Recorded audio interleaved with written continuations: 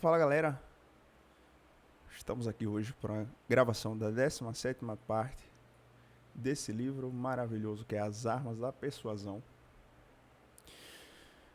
Desde já lhe convido a conhecer o nosso projeto Crescente Constante, é o projeto principal de onde esse canal aqui faz parte também. E eu deixei todo esse espaço com o livro aqui, caso você não queira ouvir e simplesmente ler. Você vai pausando e tudo, mas se você quiser paralelamente ir ouvindo também a minha narração junto, enquanto você vai lendo, fica também ao seu dispor. Mas sem mais delongas, bora lá. Uma abordagem científica. A conclusão fascinante do raciocínio de Lanaté e Darley é que, para uma vítima de uma emergência, a ideia da segurança de se encontrar no meio de um grupo de pessoas pode muitas das vezes estar completamente errada. Talvez alguém que precise de socorro tenha mais chance de sobreviver se um único espectador, em vez de uma multidão, estiver presente. Para se testar essa tese inusitada da lei Lantanet, seus alunos e seus colegas realizaram um programa sistemático e impressionante de pesquisas que produziu descobertas conclusivas. Seu procedimento básico consistiu em simular emergências que eram observadas por um único indivíduo ou por um grupo de pessoas. Eles então registraram o número de vezes em que a vítima da emergência recebeu ajuda sob aquelas circunstâncias. Em seu primeiro experimento, um estudante universitário que parecia estar sofrendo um ataque epilético foi socorrido 85% das vezes com apenas um espectador presente, mas somente 31% das vezes com 5 espectadores presentes. Com quase todos os espectadores solitários ajudando, fica difícil argumentar que vivemos uma sociedade fria, em que ninguém se importa com o sofrimento dos outros. Obviamente, foi algo ligado à presença dos demais espectadores que reduziu a ajuda a níveis vergonhosos. Outros estudos examinaram a importância da aprovação social como causadora da apatia generalizada das testemunhas. Neles, em meio a um grupo de testemunhas de uma possível emergência, algumas pessoas foram ensaiadas para agir como se nada grave estivesse ocorrendo. Em outro experimento, em Nova York, 75% dos indivíduos solitários que observaram fumaça escapando sobre uma porta alertaram os bombeiros. Porém, quando a mesma fumaça foi observada por grupos de 3 pessoas, os bombeiros só foram alertados 38% das vezes. Para a menor taxa de pedidos de socorro, mas a menor taxa de pedidos de socorro foi quando os grupos de 3 pessoas incluíram 2 indivíduos que foram instruídos a ignorar a possível emergência. Sob aquelas condições, os bombeiros foram acionados apenas 10% das vezes, num estudo semelhante realizado em Toronto. Transeuntes solitários prestaram socorro 90% das vezes, ao passo que tal ajuda só foi fornecida em 16% das vezes dos casos, quando um espectador estava em presença de 2 observadores passivos. Os cientistas sociais agora dispõem de uma boa noção de que os observadores irão oferecer ajuda em uma situação de emergência. Primeiro, e contrariando a visão de que nos tornamos uma sociedade insensível, uma vez que as testemunhas se convençam de que há uma emergência em andamento. A ajuda é bem provável. Sob essas condições, o número de transeuntes que intervêm pessoalmente ou pedem auxílios é bastante tranquilizador. Por exemplo, em 4 experimentos realizados na Flórida, foram encenados acidentes envolvendo um técnico de eletricidade. Quando ficou claro que o homem estava machucado e necessitava de socorro, recebeu ajuda em 100% das vezes em 2 dos experimentos. Nos outros 2 em que a assistência envolvia o contato com fios elétricos potencialmente perigosos, a vítima ainda assim recebeu ajuda em 90% das vezes. Além disso, esses níveis elevados de auxílio ocorreram com as testemunhas observando o acontecimento sozinhas ou em grupos. A questão muda bastante quando, como costuma acontecer, os transeuntes não conseguem ter certeza de que o evento que estão testemunhando é uma emergência. Nesse caso, uma vítima em que tem chances maiores de receber ajuda de um observador solitário do que de um grupo. Ainda mais quando as pessoas do grupo não se conhecem. Parece que o efeito da ignorância pluralista é mais forte entre estranhos. Como gostamos de parecer elegantes e sofisticados em público, e como não estamos familiarizados com as reações daqueles que não conhecemos, dificilmente exibimos ou interpretamos corretamente expressões de preocupação quando em meio a um grupo de estranhos. Assim, uma possível emergência não é vista como tal e uma vítima deixa de receber assistência. Uma análise atenta desse conjunto de descobertas das pesquisas revela um padrão esclarecedor. Todas as condições que reduzem a chance de uma vítima de emergência ser socorrida pelos observadores existem na cidade grande, em contraste com áreas rurais. Por quê? 1. As cidades são lugares mais barulhentos, confusos e mutáveis, onde é difícil ter certeza da natureza dos acontecimentos que deparamos. 2. Os ambientes urbanos são mais populosos, aumentando a probabilidade de que as pessoas não estejam sozinhas quando testemunham uma situação de emergência potencial. 3. Os moradores de uma metrópole conhecem uma porcentagem bem menor de outros moradores do que pessoas que moram em cidades pequenas. Portanto, é mais provável que aqueles se encontrem num grupo de estranhos ao observarem uma emergência.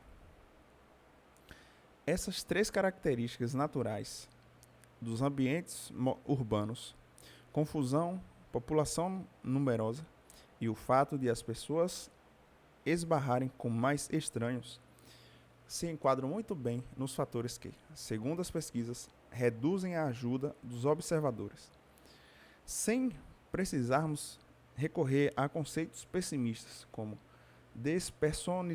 despersonalização urbana e alienação megalopolitana, podemos explicar por que tantos casos de inação são dos transeuntes ocorrem em nossas cidades. Desvitimização. Explicar os perigos da vida urbana moderna em termos menos calamitosos não acaba com eles. Além disso, conforme as populações mundiais migrarem cada vez mais para as cidades, metade de toda a humanidade estará morando nas cidades daqui a uma década. Aumentará a necessidade de reduzir esses perigos. Felizmente, nossa nova compreensão do processo de apatia dos transeuntes oferece uma esperança. Dotada desse conhecimento científico, uma vítima de emergência pode aumentar bastante as chances de receber ajuda. O mais importante é entender que os grupos de observadores não prestam ajuda porque os observadores estão inseguros e que não porque são insensíveis. Eles não ajudam porque não sabem se existe de fato uma emergência e se eles que têm a responsabilidade de tomar uma atitude. Quando têm a certeza de que lhes cabe intervir numa emergência clara, as pessoas são extremamente reativas. Uma vez entendido que o inimigo é o simples estado de incerteza, as vítimas de emergência podem reduzir essa imprecisão e assim se proteger. Imagine, por exemplo, que você está assistindo a um show num parque, numa tarde de verão. Quando o show termina e as pessoas começam a se dispersar, você nota um ligeiro entorpecimento num dos braços, mas acha que não precisa se preocupar. No entanto, ao seguir com a multidão para o estacionamento distante, percebe que o entorpecimento descer até a mão e subir para até um lado do rosto. Sentindo-se desorientado, você decide se encostar por um momento em uma árvore para descansar. Logo entende que há algo muito errado.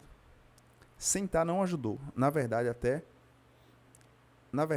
o controle e a coordenação dos seus músculos pioraram e você começa a sentir dificuldade de mover a boca e a língua para falar. Você tenta se levantar, mas não consegue. Um pensamento aterrorizante passa por sua mente. Meu Deus, estou tendo um derrame. Grupos de pessoas estão passando por você e a maioria nem presta atenção. Aos poucos, pessoas que percebem a maneira incomum como você está encostado na árvore ou o olhar estranho em seu rosto, buscam provas sociais à sua volta e, vendo que ninguém mais está reagindo de forma alarmada, seguem em frente, convencidas de que não há nada de errado. Se você se encontrasse numa situação dessa, o que podia fazer para aumentar as chances de ser socorrido? Como suas capacidades físicas estariam se deteriorando, o tempo seria um fator crucial. Se, antes de conseguir assistência, você perdesse a fala, a mobilidade ou a consciência, suas chances de ser socorrido e se recuperar desapareciam. Seria essencial tentar pedir ajuda rápido. Qual seria a forma mais eficaz? Gemidos, suspiros ou gritos provavelmente não adiantariam. Eles poderiam atrair alguma atenção, mas não forneceriam informações suficientes para garantir às pessoas ao redor que há uma emergência ocorrendo. Esses meros gritos dificilmente irão fazer com que alguém na multidão de transeuntes o ajude. Talvez você devesse ser mais específico. Na verdade, você tem que fazer mais do que tentar chamar atenção. Deve enunciar com clareza sua necessidade de auxílio. Você não pode permitir que os observadores definam sua situação como não emergencial. Use a palavra socorro e não tenha medo de estar enganado. O constrangimento é um vilão a ser aniquilado. Se você acha que está tendo um derrame, não pode se preocupar com a possibilidade de estar exagerando seu problema. Um momento de constrangimento pode significar a morte ou ou a- uma paralisia ou uma paralisia permanente. Mesmo um pedido enfático de ajuda não é a sua tática mais eficaz.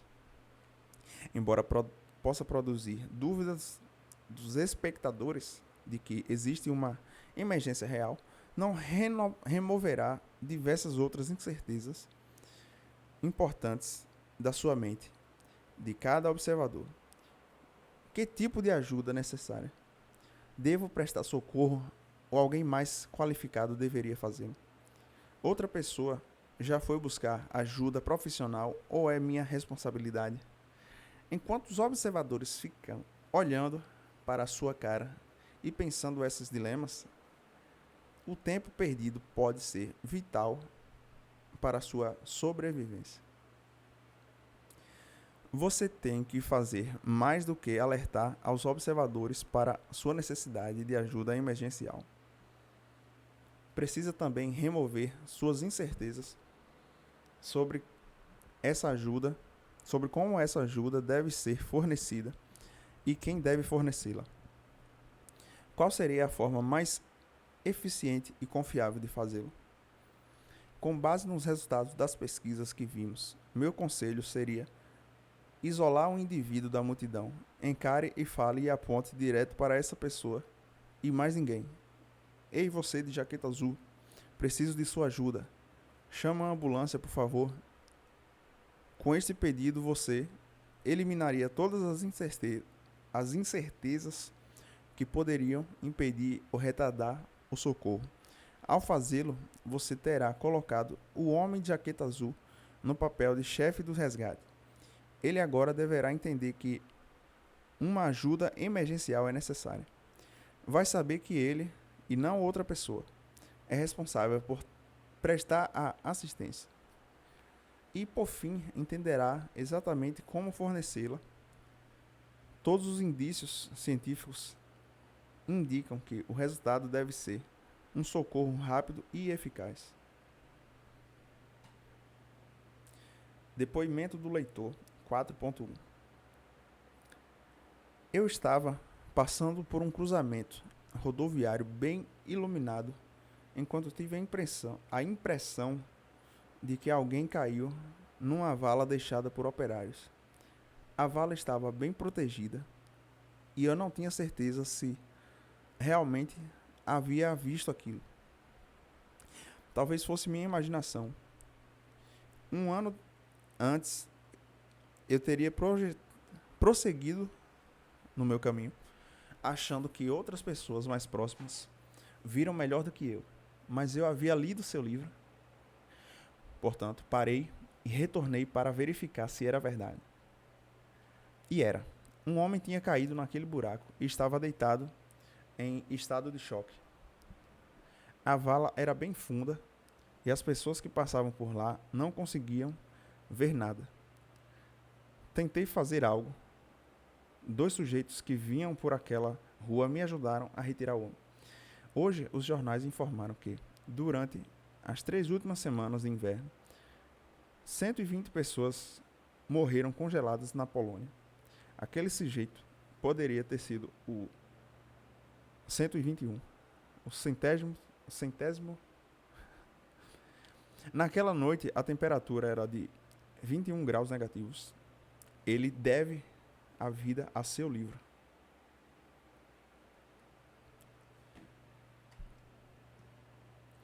Nota do autor. Anos atrás, estive envolvido num acidente de carro bem grave que ocorreu num cruzamento. Tanto eu quanto o outro motorista nos machucamos. Ele estava curvado, inconsciente, sobre seu volante enquanto eu estava acordado, atordoado e ensanguentado diante do meu. Carros começavam a passar devagar por nós. Os motoristas lançavam um olhar curioso, mas não paravam. Como a mulher polonesa, eu havia lido o livro, portanto, sabia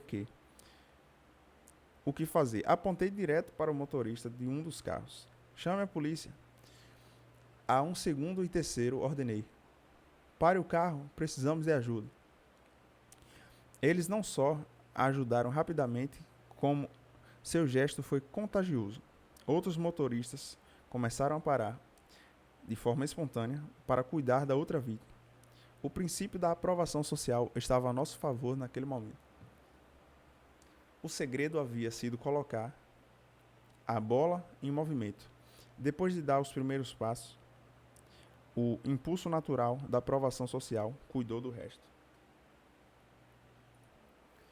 Em geral, sua melhor estratégia, se um dia precisar de socorro, será reduzir as incertezas daqueles à sua volta sobre o seu estado e as responsabilidades dele.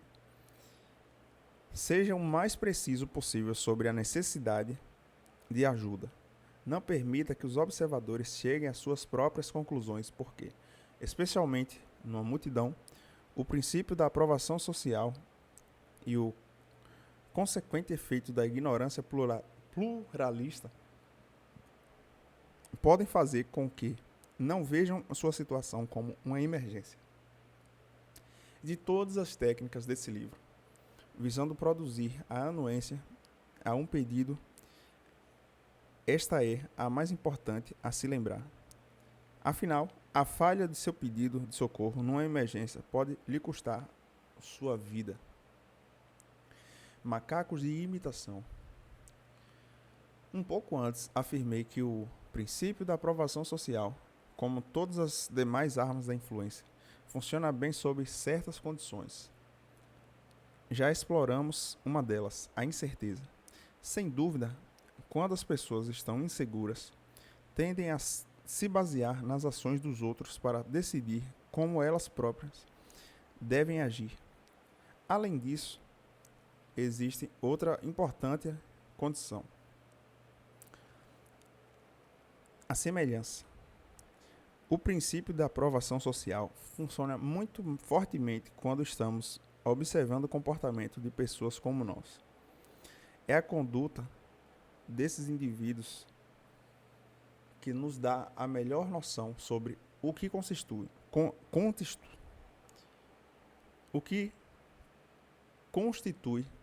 o comportamento correto para nós mesmos. Assim, estamos mais inclinados a seguir a liderança de alguém semelhante do que alguém diferente. Acredito que seja por isso que estamos vendo um número crescente de depoimentos de gente como a gente nos comerciais de televisão.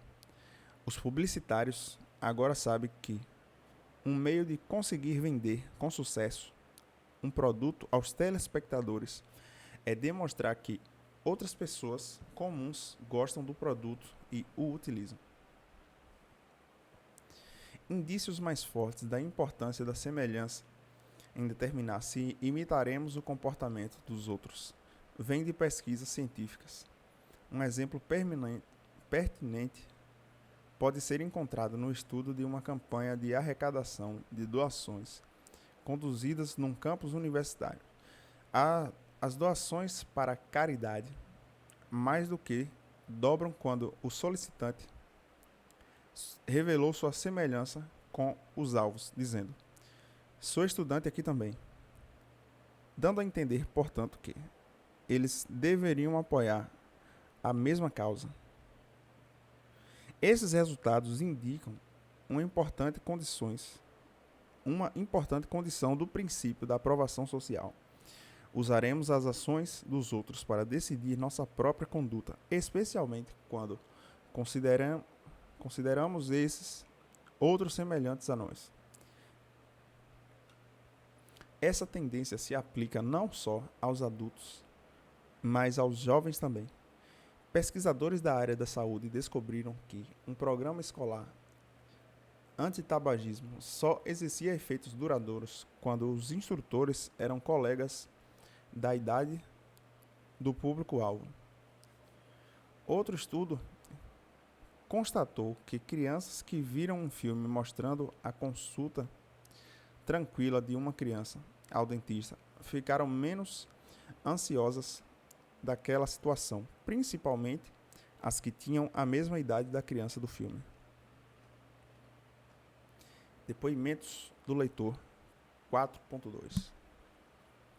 Durante as férias de verão, nos meus tempos de faculdade, eu vendi literatura bíblica de porta em porta no Tennessee, no Mississippi, na Carolina do Sul e no Kansas.